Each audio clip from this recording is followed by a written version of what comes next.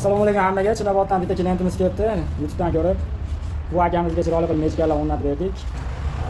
Gentra mashinasiga. Akamiz Chinoboddan kelibdi. Pult o'rnatib berganmiz 906 monitor o'rnatib berganmiz. Kontroldan boshqariladigan qilib. Hamma narsasi joy-joyida, hech qanaqa peri-delka boshqa ishlari yo'q. Kimga shunaqa sifatli xizmatlar kerak bo'lsa, bemalol aloqa chiqib olasiz. Pastda nomerlar qoldiramiz.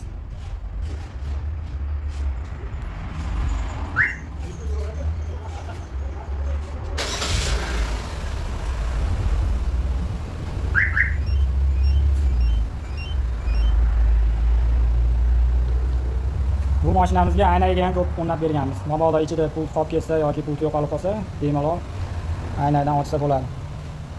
Kimga shunaqa xizmatlar kerak bo'lsa, bemalol aloqa chiqib olasiz.